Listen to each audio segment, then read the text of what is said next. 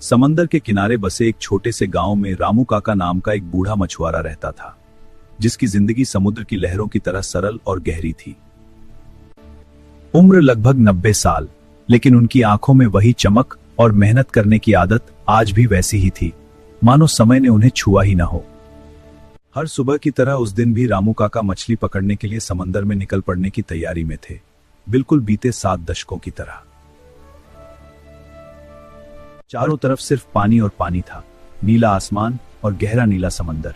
रामू काका अपनी किस्मत आजमाने के लिए एक अच्छी जगह की तलाश में थे। हर रोज की तरह उन्होंने अपना जाल समंदर में फेंका और इंतजार करने लगे कि आज कितनी मछलियां मिलेंगी, कितनी किस्मत उनके जाल में बंद कर आएगी। लेकिन उस दिन समंदर कुछ अलग ही लग रहा था, जैसे कोई रहस्य उसकी गहराइयों में छिपा हो, जैसे लहरें कुछ कहना चाहती हों, कुछ अनकहा, कुछ अनजाना।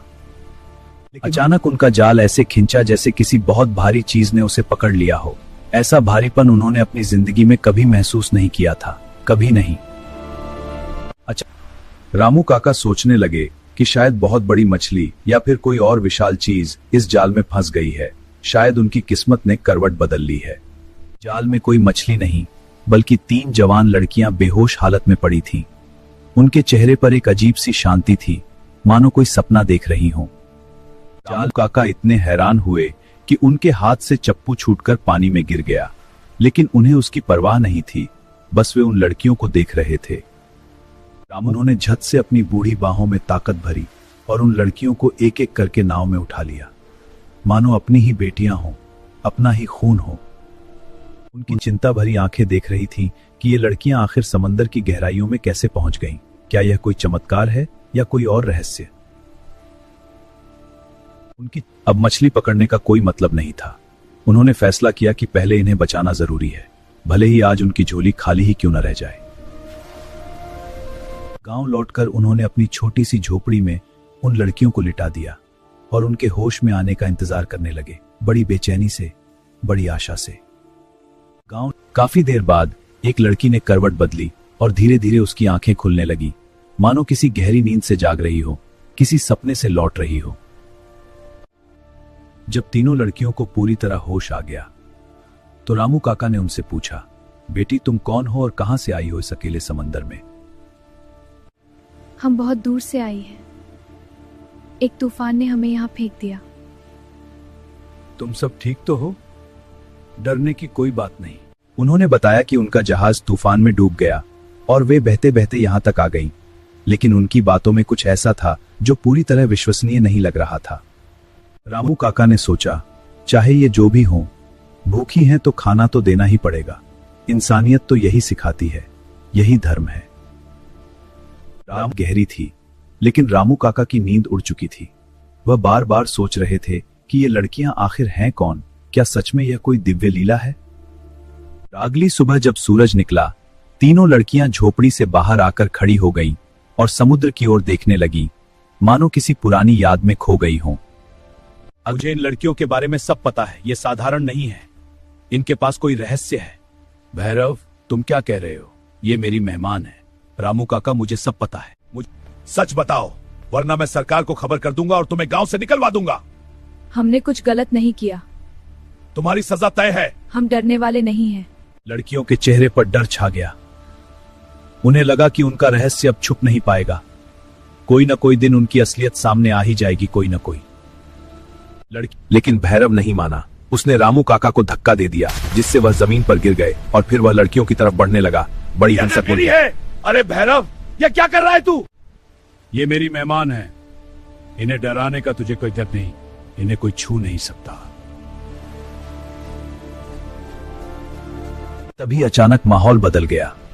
एक लड़की ने आगे बढ़कर अपना हाथ उठाया और उसकी आंखों में एक अद्भुत अलौकिक चमक दिखाई दी, भयानक और सुंदर। तभी, तुमने क्या छिपा रखा है? वो तुम्हें नहीं मिल सकता।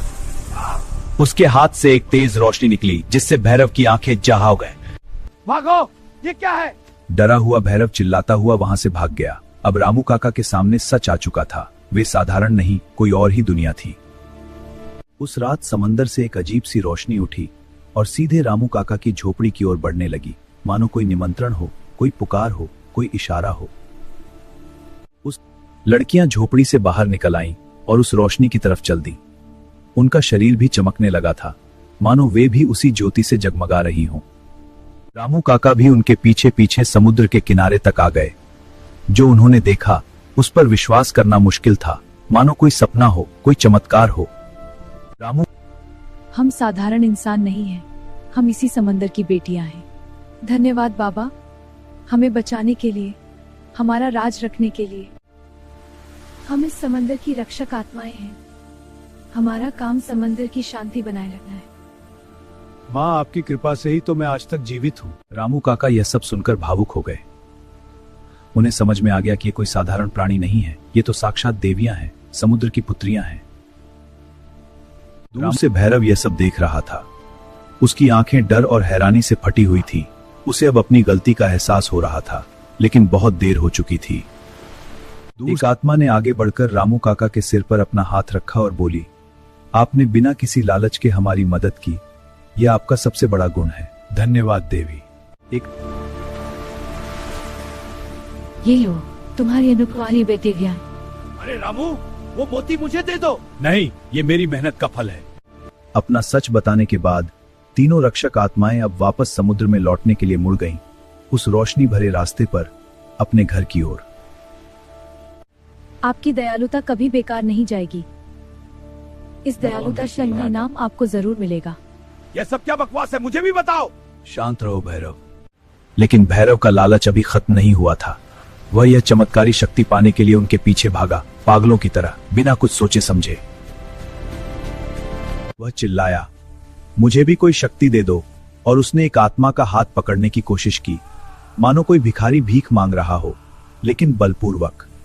वह जैसे ही भैरव ने उन्हें छुआ, समुद्र में भयंकर तूफान आ गया। ऊंची ऊंची लहरें उठने लगी, मानो समुद्र ने ही उसे सबक सिखाने का फैसला कर लिया हो। ये क्या है?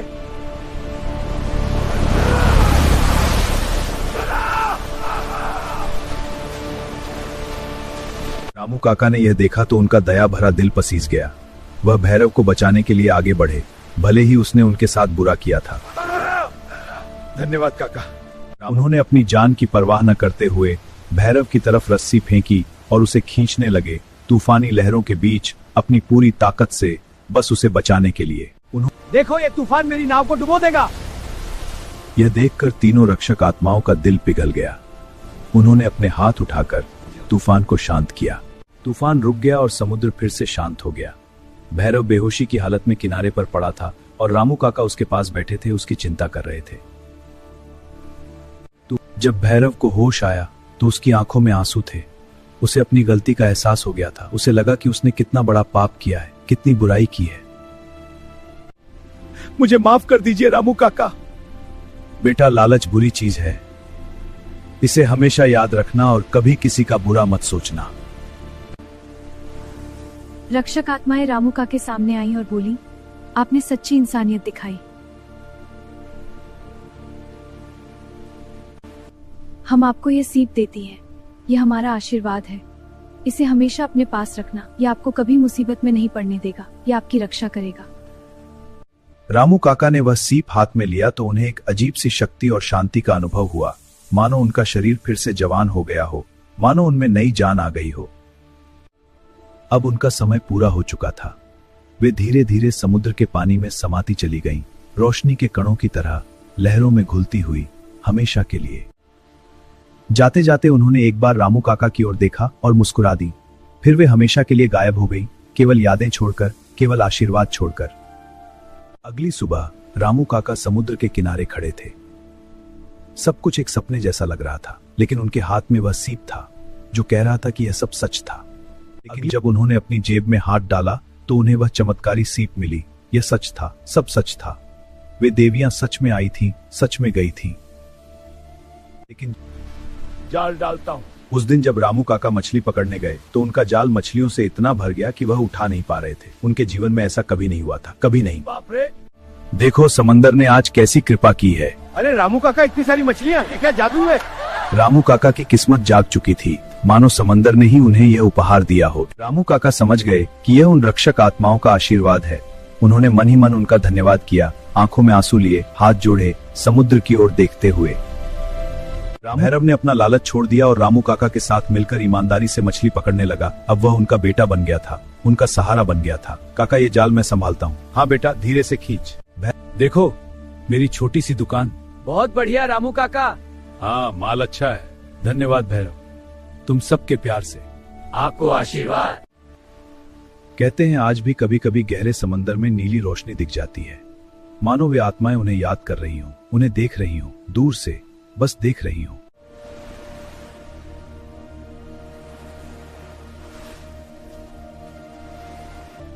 रामू काका अब इस दुनिया में नहीं है, लेकिन उनकी कहानी आज भी गांव में गूंजती है। उनके नाम का सम्मान आज भी उतना ही है जितना उस दिन था। उनकी वह पुरानी नाव आज भी समुद्र के किनारे पड़ी है, मानो उस मुलाकात की गवाही दे रही हो, मानो कह रही हो कि हाँ, यह सब सच हुआ था, यहां इसी किनारे पर। आज भी हर सुबह कोई न कोई मछुआरा रामू काका की तरह उम्मीद लेकर समुद्र में निकल पड़ता है, उन्हीं रास्तों पर, उन्हीं लहरों के बीच।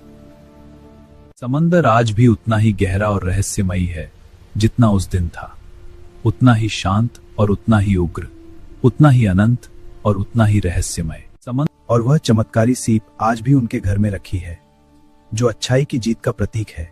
यह बताती है कि सच्चे दिल वालों की हार नहीं होती। इस दुनिया में अच्छाई और इंसानियत कभी बेकार नहीं जाती। सच्चे दिल वालों की मदद खुद किस्मत करती है, और यही इस कहानी का सबसे बड़ा सत्य है।